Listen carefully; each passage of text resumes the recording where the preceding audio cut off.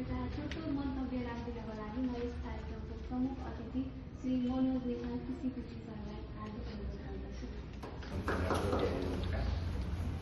खाना मिठो साग पात्र कस्तो राम्रो छ र को खाना सोध्दैन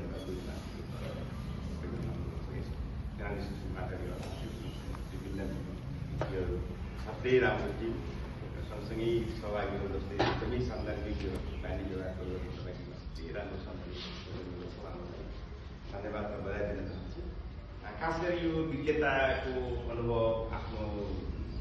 सिप भनौँ आफ्नो ज्ञान भनौँ यो समुदायसम्म ती गाउँघरमा काम गर्ने आमाहरू जो चाहिँ अरू घरमा काम गर्नुहुन्छ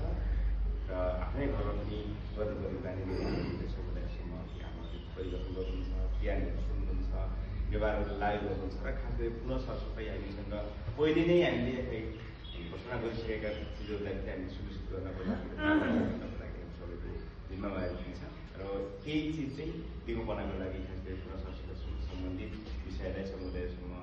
लङ टर्मली यो सबैजना मिलेर दिगोपना गर्नुपर्छ भन्ने नीतिले ग्राउन्ड